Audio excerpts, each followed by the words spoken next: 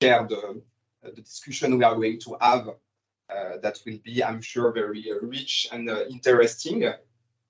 SI is co-hosting today this panel discussion and the meeting that will take place after. So as you can see, I'm here with some colleagues, Guillaume and Aude, at SIHQ. I'm now going to introduce our special guest. So we have with us Dr. Elisabeth Lictevout from the International Groundwater Resource Assessment Center. We have Geraint Burrows, the CEO of Groundwater Relief, and Lucy Whitley, WASH specialist from Groundwater Relief organization too. I'm sure they will have also some time to present themselves right after.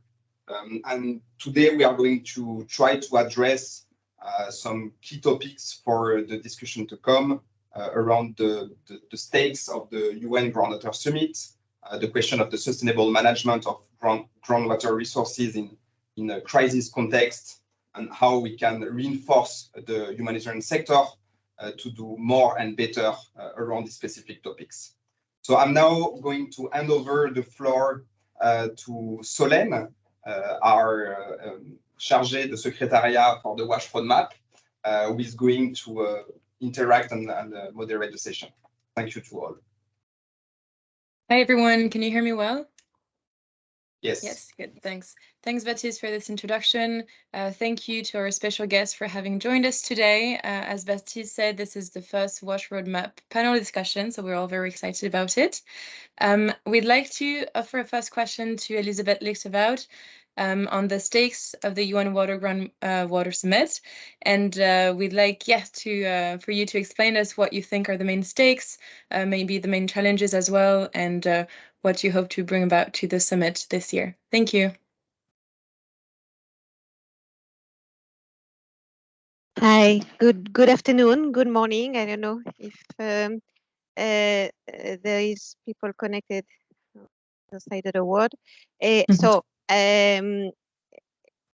So I am just maybe to present quickly IGRAC in case not everybody knows. This is the International Groundwater Resources Assessment Center. This is an independent center based in Delft, the Netherlands. First, sorry, I hope there may be noise. I am in the offices of UNESCO Paris, so I'm sorry for that. I hope it will not be so a problem. So IGRAC is a UNESCO Category 2 center. So it's an independent center, but affiliated, somehow working under the auspice of UNESCO, and also working under the auspice of WMO, the World Meteorological Organization. So IGRAC is working on three main issues. Can say first is on data and information on groundwater with a global databases. Second is on assessments, mainly at global and regional levels, focusing a lot on transboundary aquifers, and then advocacy. No? And the groundwater, so making the link to the Groundwater Summit, this is the culmination of the Groundwater Year, which has been so it's a UN Water event, and the Groundwater Year is also a UN Water activity and involvement. So the first this year, the World Water Day was dedicated to groundwater and the World Water Forum in Dakar, and then there have been along the year a lot of other events, some regional or some more globals, but the culmination of the Groundwater Year is the Groundwater Summit, which is a UN water event co-organized by UNESCO and IGRAC. The main objective of all this groundwater year and the groundwater summit, it's to bring groundwater on hopefully the political agenda, as it is groundwater is still lagging behind. No, in all the water is maybe lagging behind, but groundwater even more.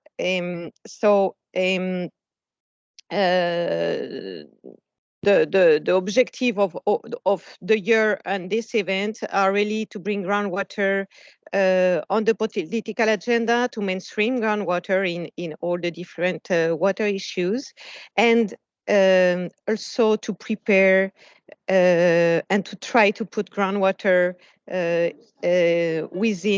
the next year UN conference on water in March in New York, which is the midterm water action agenda toward 2030. And this is the only second UN conference on water in a lifetime. No, the first one was in La Plata in the 90s. So this is a high-level event. So this this is 3 days. 7 and 8 are plenary sessions on the 5 different on the 5 accelerators that you probably know that have been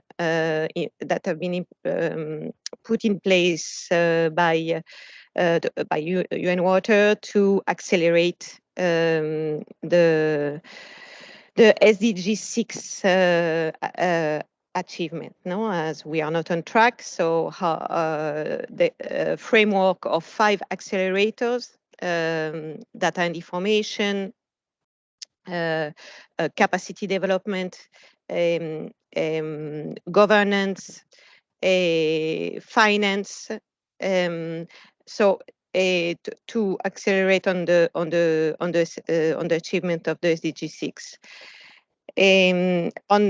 On the 6th tomorrow, there are side events that have been organized on different issues around the groundwater and the SDGs and other topics. So this is a high-level event, and the objective is, as I said before, we hope to, and in the line with the next year conference on water in New York, the objective is to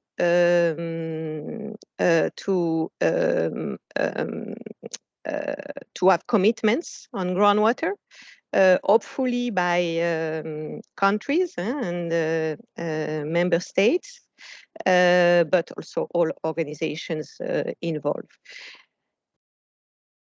So in a summary and in a nutshell, this is the Groundwater Summit. There will be also sessions on Africa and transboundary aquifer and the youth involvement, and a joint statement at the end. And all is really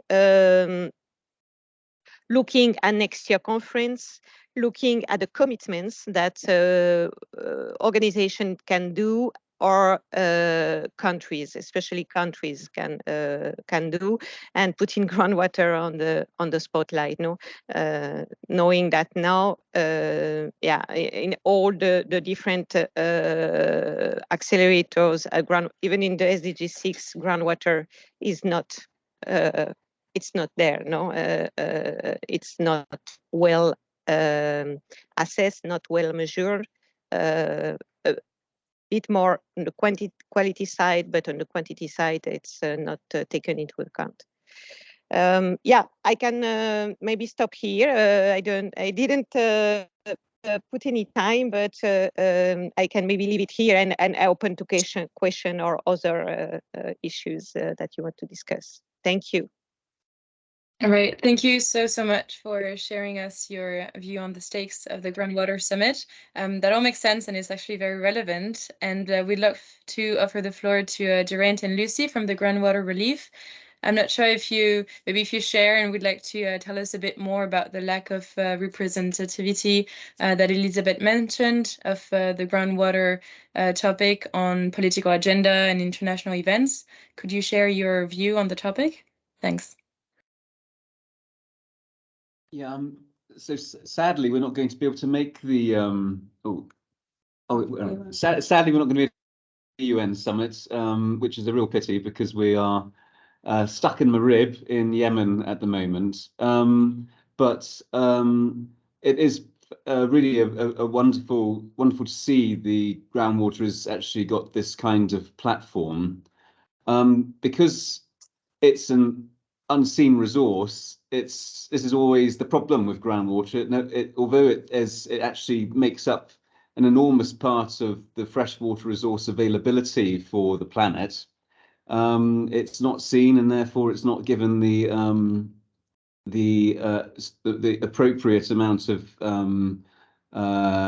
stake in terms of actually how much this is actually going to be useful for not just water supply, but of course for food production, for the production, for farming, for energy, and all sorts of other things. It's absolutely critical for most of life, and it does represent an enormous part of the fresh available water resource. So, and of course, so much of it is actually not understood is the other key thing.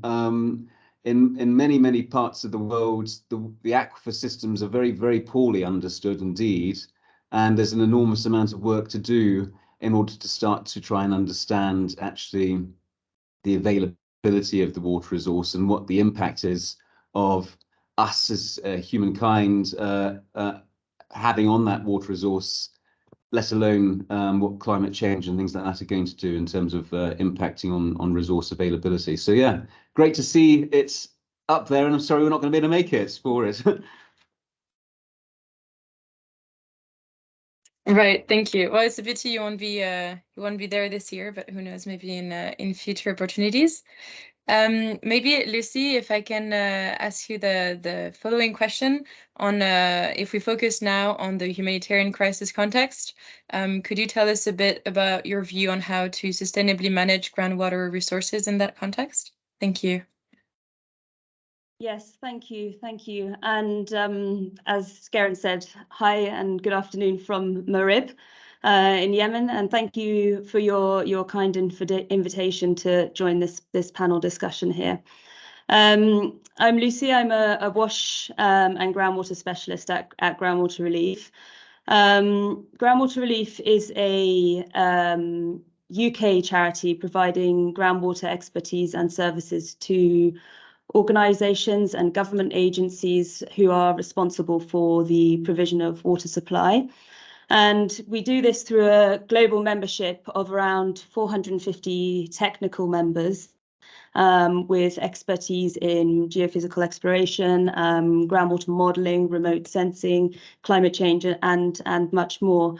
And being able to support the work of the humanitarian and development agencies with this kind of technical expertise has enabled us to establish a much better understanding of groundwater resources in the places where we've been working. And as Geraint said, there's so much that's unknown, and often in the places where we as a collective work, very little is already known, and data is scarce, and groundwater is under huge pressure.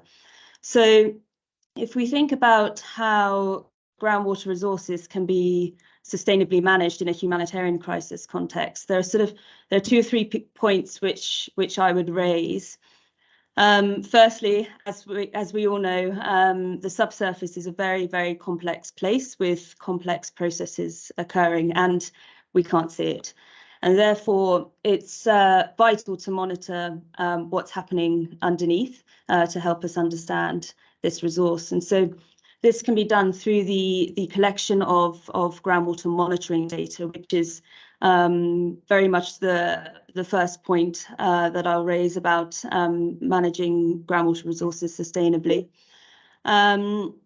Monitoring data helps us to visualize or to model groundwater resources, and it can help us to, you know, see where water levels are declining, where water quality is deteriorating, where the intrusion of seawater may be occurring, where overexploitation may be impacting existing infrastructure in perhaps a refugee response. And the impact that this influx may have on the water supplies that are already there. And not only this, monitoring data also helps to form the building blocks and to develop and calibrate a groundwater model, which leads me onto my second point, and which is to effectively manage groundwater resources and ensure their sustainability, we need to model the resources.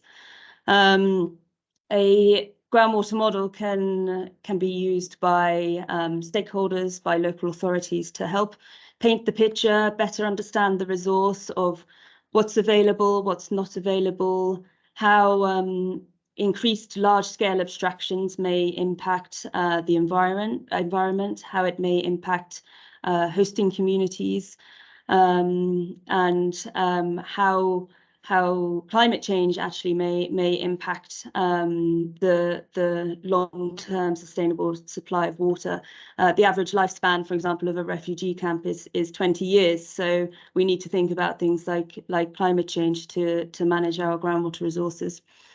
And humanitarian organisations should be conducting groundwater resource assessments before they plan these vast abstractions to supply those that need the groundwater. And so having a groundwater model to bring all this data together of what's already there to understand those resources will support this too.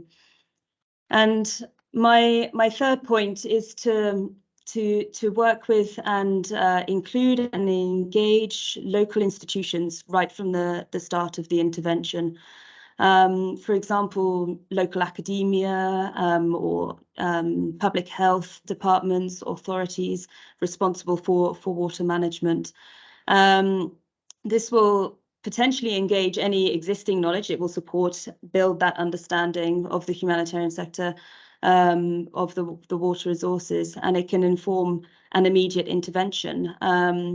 And it will also ensure that any knowledge gained during the intervention is retained in country once the emergency organisation leave, and therefore ensuring the sustainability of groundwater resources. Thank you. I welcome contributions from other speakers. Thank you, Lucy. Yeah, I mean, all the 3 points make a lot of sense, and I think especially on sustainability, I mean, there are 3 topics at the heart of making such resources more sustainable. And I think it would be great to have your input, Elisabeth, on all 3 topics as well, because as a data and resource monitoring center, they would make a lot of sense to understand as well your view on the topic and how you believe monitoring resources and modeling such resources and the data can have such a big impact on sustainably managing those resources. Also, maybe your input on localization, as this is Lucy's 3rd point. Could you kindly give us your input on that? Thank you. Yes, thank you. Well, maybe to balance a little bit what has been said by Lucy. By experience, I would say in many places, you don't have enough data to model the resource, the groundwater, to make a numerical model, no?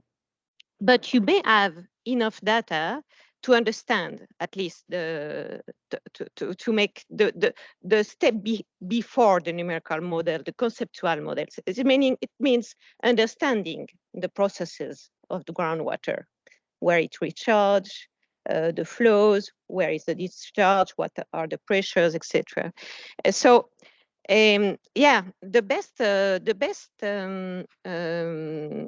situation is to have enough data to make a good numerical model. But to make a good numerical model, a good model, where you can really simulate different scenarios, climate change, pressures, use, etc., you really need a lot of data. And not only spatially, but also temporally. You need a data series, long data series. And this is a big limit to modeling. And this is why many models are not so accurate. And this is where is the challenge, because also policymakers don't trust sometimes the models, and it's difficult to make them trust. No, this is the same for climate at the end, no? And so even worse for groundwater. So but what and the other point I wanted before going to localization is that yeah, to come back to the data and information, it's key. So yeah, without this, this is the starting point. And this is very interesting for humanitarian aid, because as you say, Lucy, the average crisis are 20 years. So don't wait to see how long will last the crisis, no, and to see, oh, it's a long, this should be started since the beginning. And since the beginning, yeah, we know the water trucking. We have to get to make the transition. So since the beginning, the setting up of and after maybe, yeah, let's say the first 3 weeks of really emergency, where yeah, it's difficult to do any other things, but you have to start to understand your well, what sources of water are there, and if there is groundwater, yeah, to start understanding and measuring with very simple. Because also another point is that I think that basic hydrogeology is understandable by anybody. At community level, it's totally possible to understand how to measure, how to where there is some context a bit more complex, but in many contexts it's easy to make at least to understand the basics, no, and the processes. So yeah, I think this is the point, that this should be in the checklist of any starting point in a crisis, to start understanding the groundwater and start measuring and start having data. And then yeah, at least to have a basic understanding of what is at stake. And also to inform and to put it on the political agenda. At the beginning, we need data, but we need data, evidence of impact, no? And to put it on the political agenda. No, not to wait to have a lot of data, because this takes time. This is the problem of groundwater. Groundwater is characterized by very slow processes comparing to surface water. So we speak about decades and more. When you start having impact, that means that the pressure may have started a decade ago or more. You know, so these are very. So it's even more. It's a hidden resources and with very slow processes. So this is the big challenge. But yeah, data. This is a need. And for localization, yes, of course. As I said, I think that basic hydrogeology is understandable, and we can. It's possible to capacitate people on the ground to understand, to measure, to register, and have some basic analysis. So There is also universities. There are universities, institutions. Institutions sometimes maybe more difficult, but NGOs, and really they can be. I mean, you need some basic equipments that are not so complex, and you can start measuring and understanding the groundwater potential or the risk also. Thank you. Thank you, Elisabeth, for making this point. Yeah, all right. I mean, that makes sense. And maybe this could offer a transition into the third question, since you mentioned the lack of rapidity to respond to humanitarian crisis context and to offer a rapid evidence-based data. Maybe, Geraint, that third question could be for you on what is needed for the humanitarian wash sector in particular to better manage groundwater resources. Elisabeth offered some solutions, but we'd also like to understand Groundwater Relief's views on that. Thank you. Yeah, thank you. So I think the humanitarian sector is made up of people ultimately who are working in it, and so if we as a sector are going to be able to better manage groundwater resources, we need to build our own capacity to understand these resources in the first place. So I would, when we go to the when individuals go to this UN summit to advocate for certain things, I've got a few points that we would be keen to see on the agenda, as it were, in order for us as a sector to better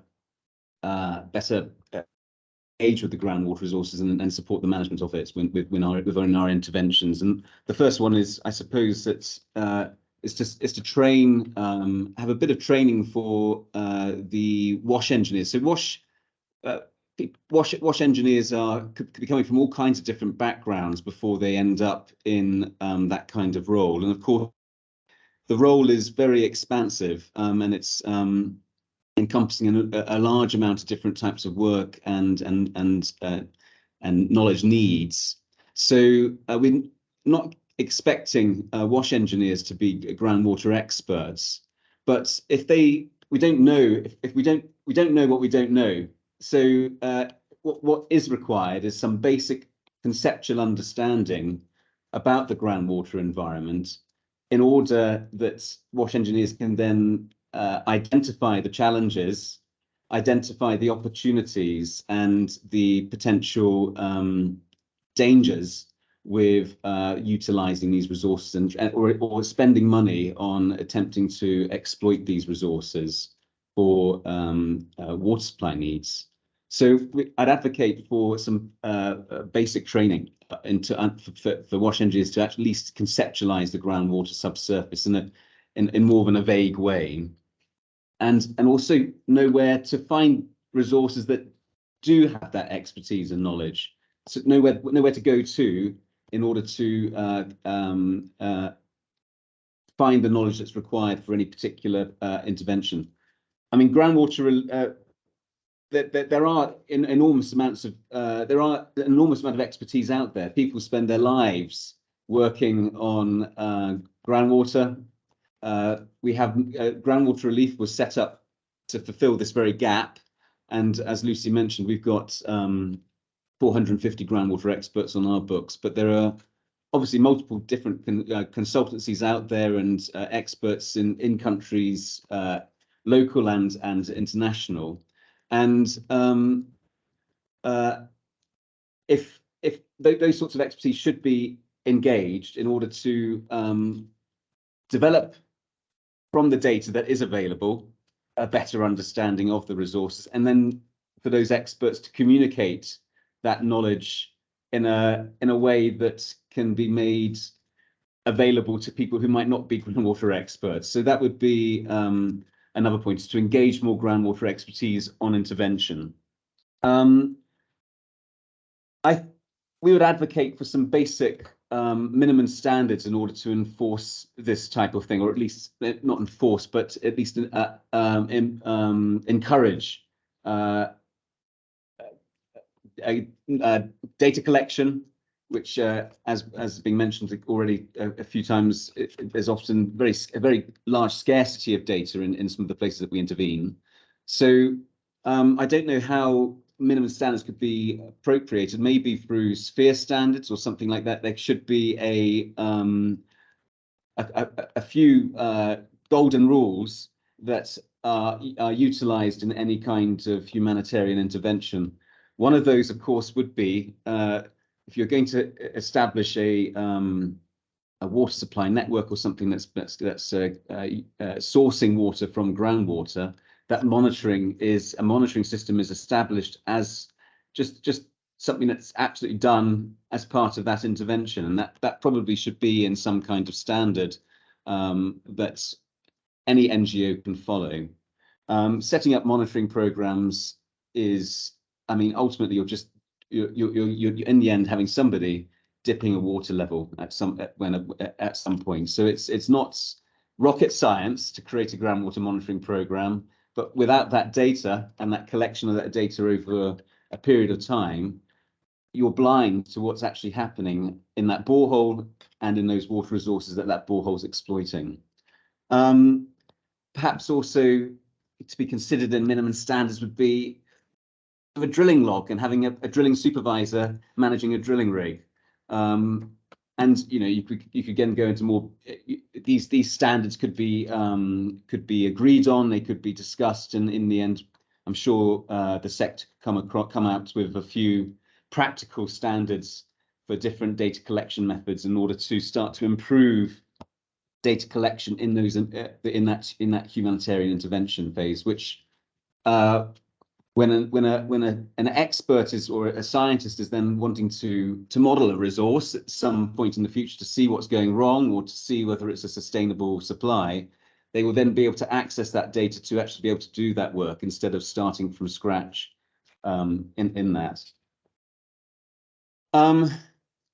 Another thing that I'd be very keen to have debated in this UN Groundwater Summit is for the UN to have an open data policy on groundwater data.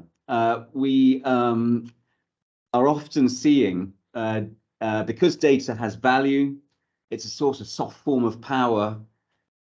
Data is often acquired with through the UN with an authority, in some kind of an agreement with an authority.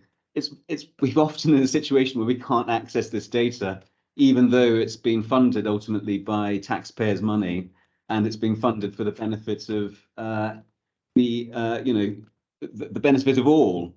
And this is incredibly frustrating. I think the UN should be having an open data policy so that any data collected through a UN program is automatically on an open access database. So that would be something to be pushing, because without that data, again, this unseen resource remains unseen.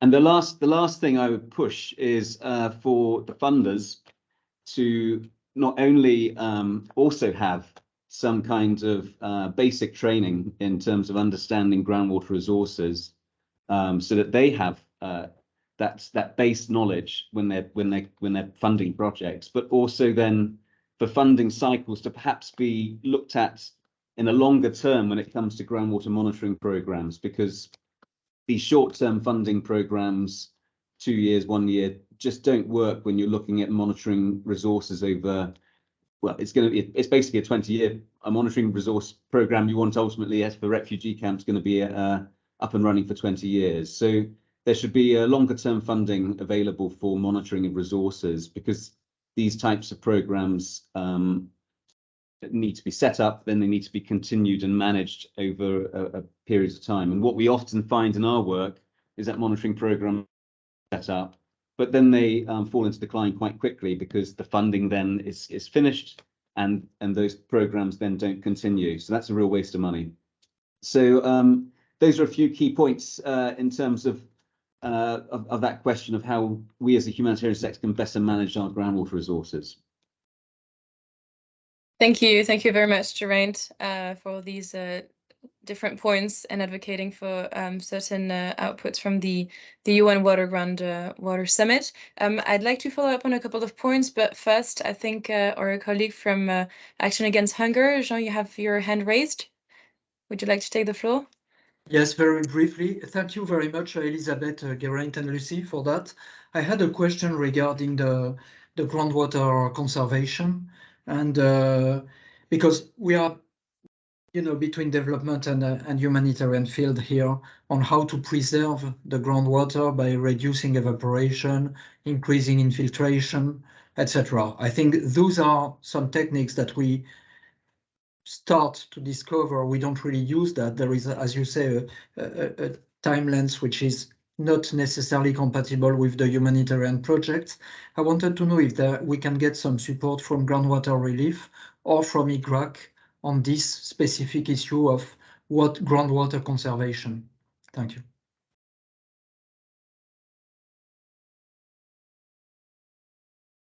I mean, yes is the answer, but the I mean, in terms of groundwater conservation, I mean, I suppose when we talk about this, the key thing is holding up surface water runoff for a time to enable that surface water to infiltrate into the ground. That's I mean, that can be done through soil buns, through to sand dams and waddies, through to recharge wells. You're in the end trying to stop surface water from running off, and you're trying to infiltrate it into the ground. So it's a practice that's been done for thousands of years, actually. So I mean, we've just seen a well here in Marib that's 4,000 years old that was apparently used as a recharge well, or I'm not quite sure that's what the doctor said here, but from the Marib University. But it's almost unbelievable. But so I mean, of course, Queen Sheba in Marib built a dam exactly to do that, to hold up the water, and that's an ancient dam that's been used to supply water to the Marib people for many centuries. So yeah, but yeah, sorry, I'm going off the point. Yes, we would love to help and advise if it depends on the work. Yeah. Thank you. I believe, Marc-André, you also have your hand raised. Yes, thank you very much. Very interesting points that you made. I understand that you think that data is much needed. Now we are going to a UN conference and then everything becomes complicated. I think we also have, as humanitarian workers, the possibility to create data ourselves with some relatively simple tools, which I hope you'll also be able to promote during this Groundwater Summit. The first one is simply a percolation test to decide which latrine is best adapted to the capacity of the soil to absorb the liquid. The second one is the pumping test. Of course, we miss the data, but in fact, we should make more systematically pumping tests when there's a borehole that is drilled. The pumping test will be very useful to decide if we're equipped with a hand pump or with a solar pump. I'm not going to open the debate to know if solar pumping is a devil or an angel, because I think it's very easy to overexploit groundwater just because the energy would be for free. And the third one, which is something slightly different, but I think that is really missing and we have introduced in a couple of operations and really makes a big difference, is the borehole camera. You have an idea of how the equipment is and you have an idea. You see the invisible. You see if you have bubbles in the air. You see if you have bacteria. You see many things. So we always complain about lack of data, but we should in fact equip ourselves with the possibility to produce data with some relatively simple methods. And I hope that the summit will also be able to propose simple methods to the people. I think we would make a big step forward in all the drilling programs if we would systematically include the purchase of a borehole camera to check the quality of what we drilled. This is a proper way for me to harness the groundwater potential, would make a big difference. So that's what I wanted just to add, I think we also need some concrete recommendations. Not only be afraid of the complexity of groundwater, because at the end of the day, it's the still untapped resource we have. I also believe it's important that we have a clear understanding of the risk to groundwater, because of course non-tapped resource is something that everybody is looking at. So I would like to hear a little bit also from all of you three experts in that domain, how you try to pass the message, or how you imagine that we would best manage the groundwater to make sure that we protect it from pollution over the long-term perspective. That's the SDG 6.3, which I think is an important one in that context. Thanks.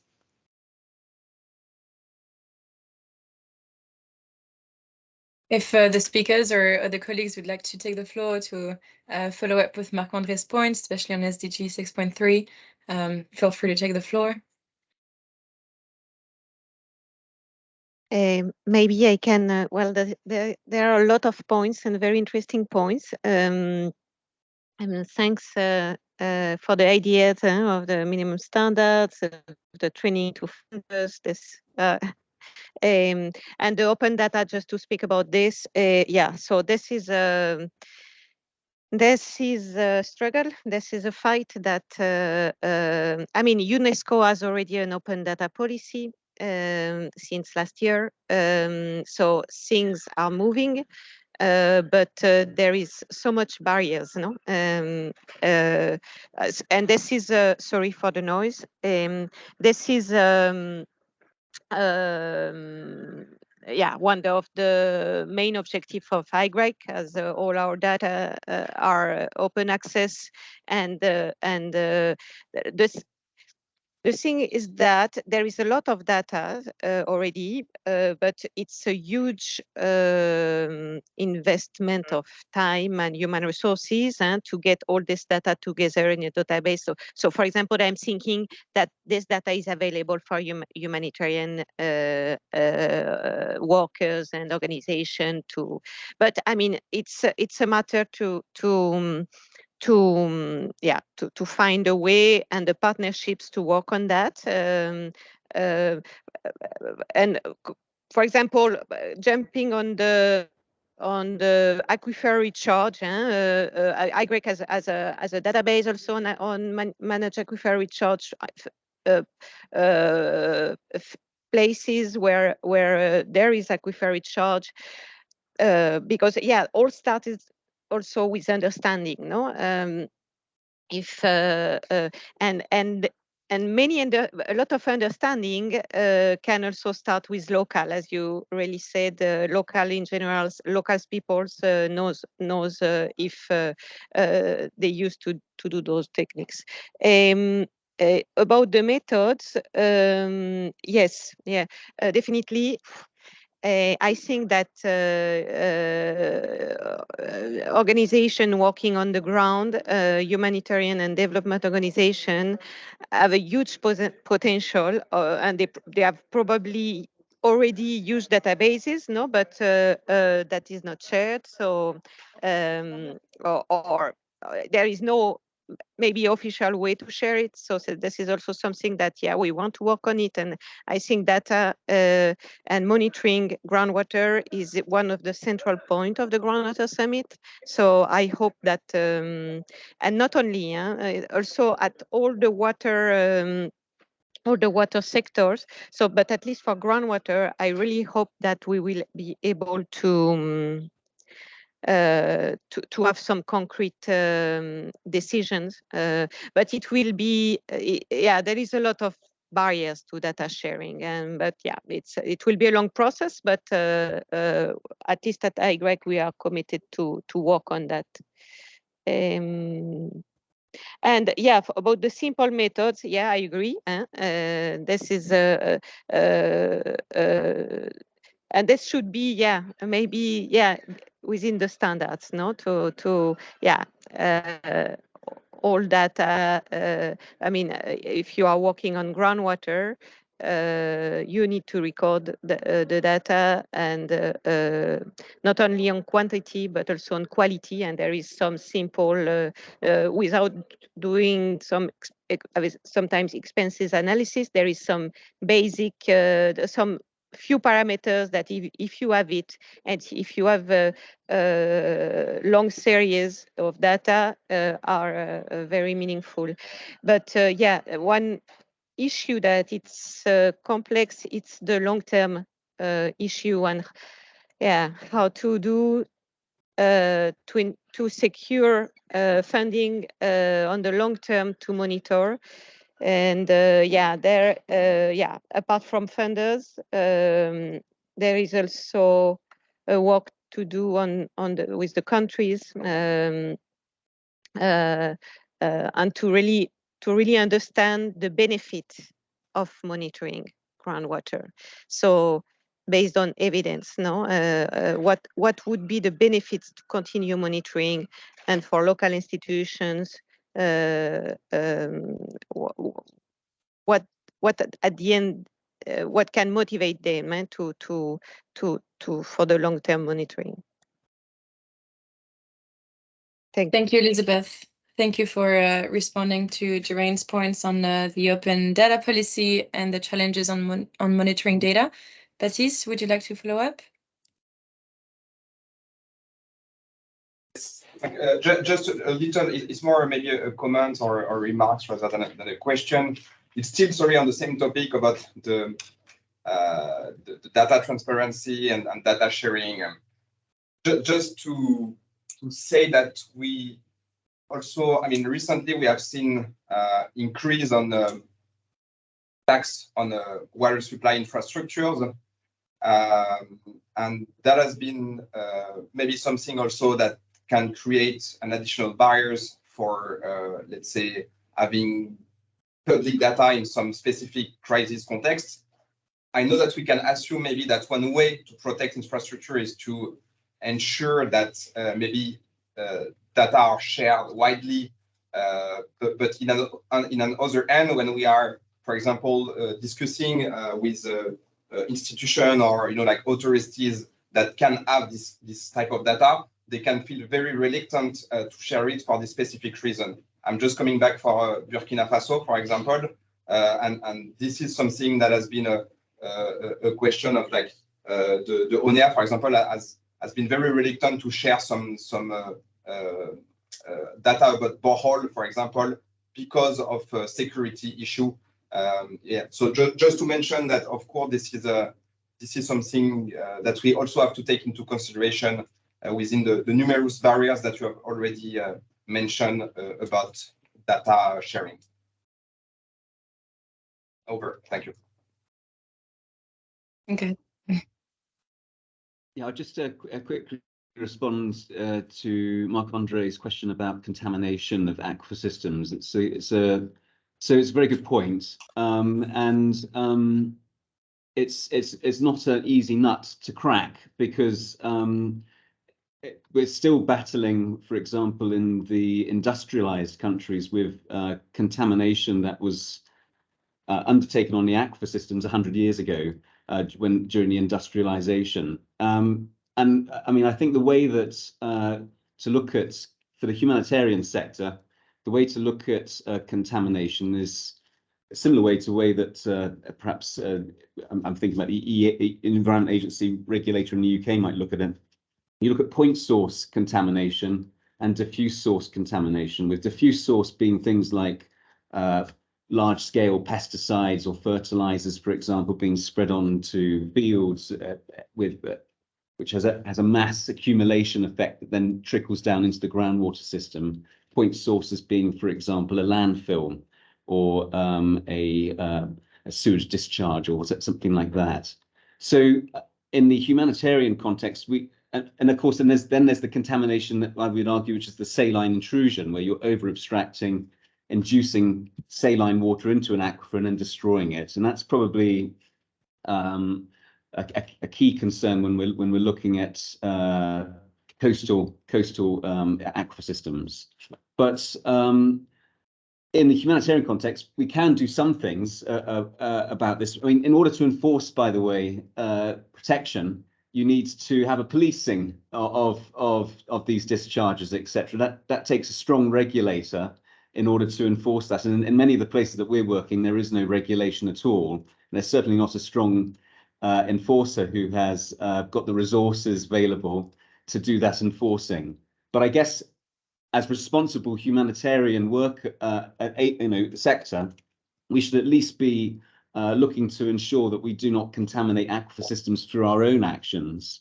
And so when it comes to things like waste disposal, we should be looking at the way that we are disposing of waste in landfills and ensuring that there is a groundwater resource assessment undertaken to ensure that that particular landfill will not contaminate systems and impact on host communities, for example, in a nearby area. So there are things we can do to protect groundwater resources in an intervention.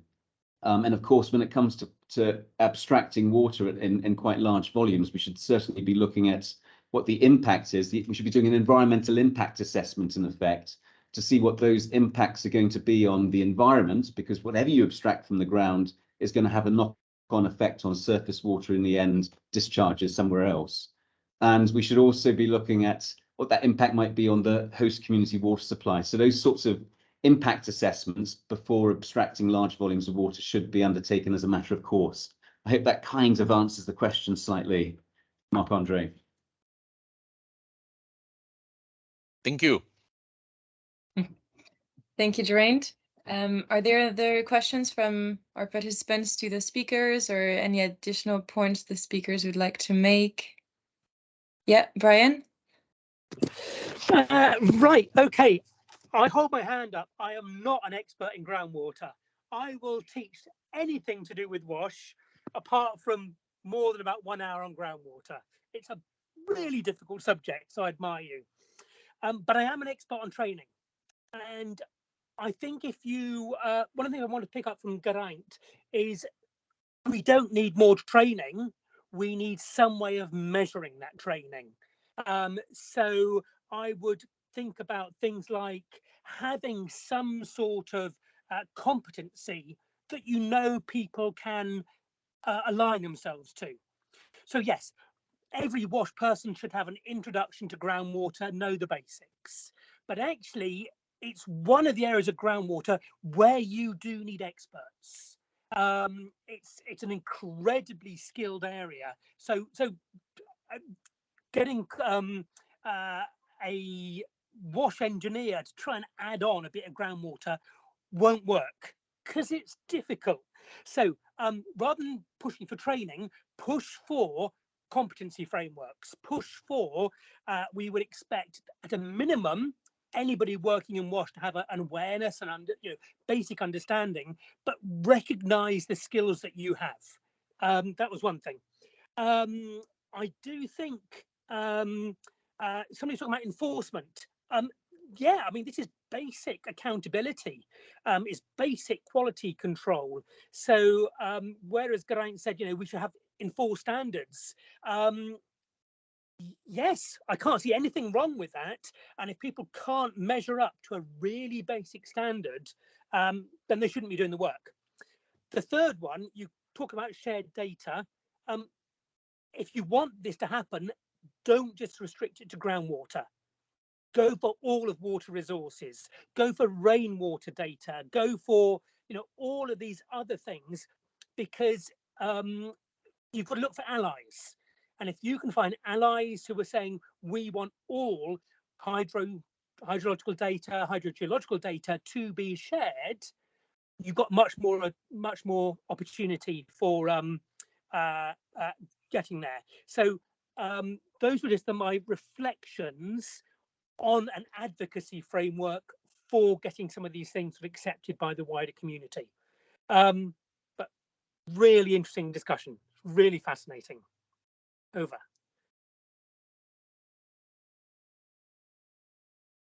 Thank you, Brian. If anyone would like to respond to that, or also share their experience as WASH specialists or experts on the field, or in adding a groundwater training or or other types of getting knowledge on that topic, please go ahead. If not, is there other questions you'd like to ask to our panelists? Yes, François?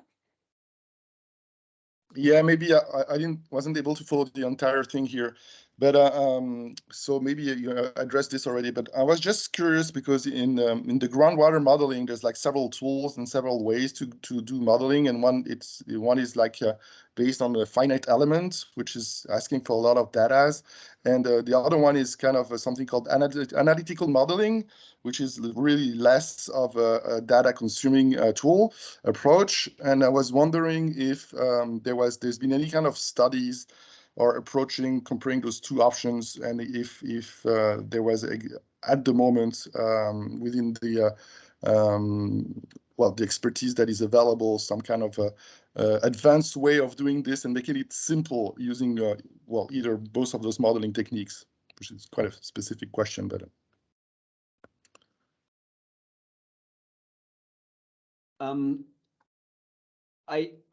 So models are only as well as there's a few things here. So models are only as good as the data available, first of all. So if you've got anyone could create a model, it's not necessarily going to be right. It takes a lot of data to actually calibrate a model so that you have some confidence in it.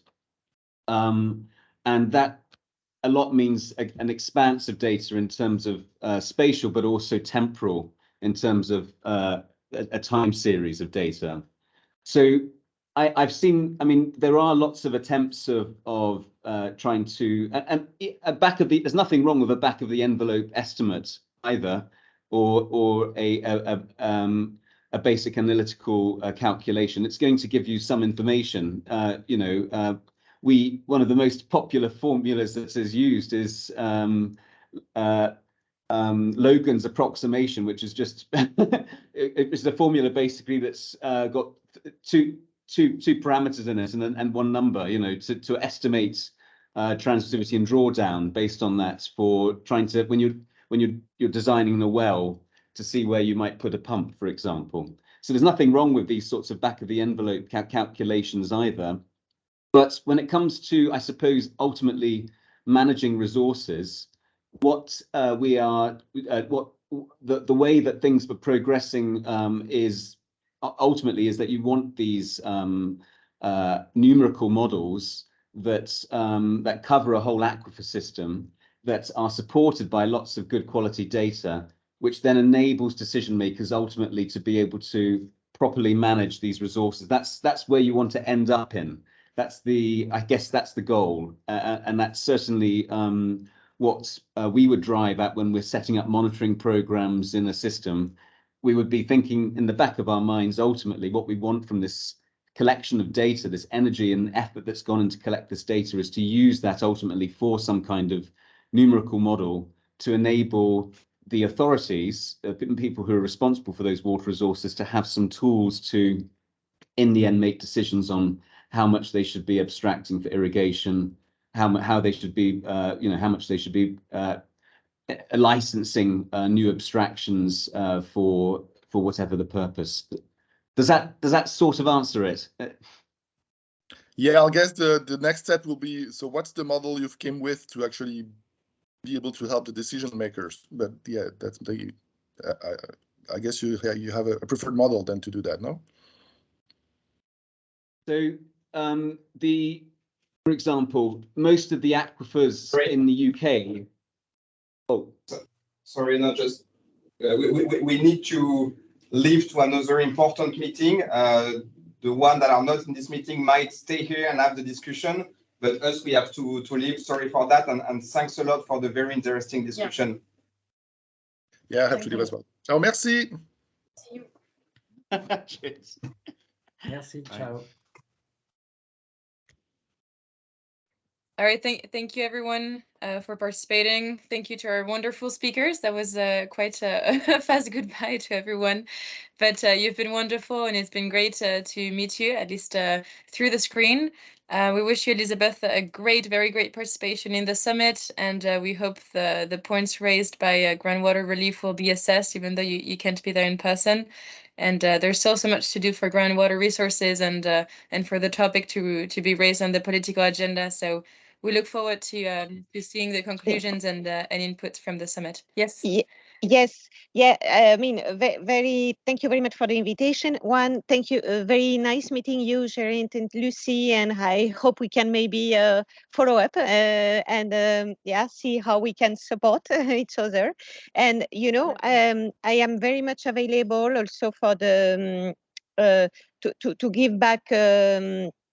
After the summit, the feedback of the summit, feelings, knowing that it's a high-level event. So let's see. It's sometimes not immediate, but at least very happy to do that this in a meeting and with you also, Solène. And so, yes, very nice to meet you. Wonderful. Thank you. And the session's been recorded, so we'll publish it on our website, and we'll send you the link once it's done, and we'll draw out the main findings and discussions points. Thank you both. Bye-bye. Bye. Thank you. Bye.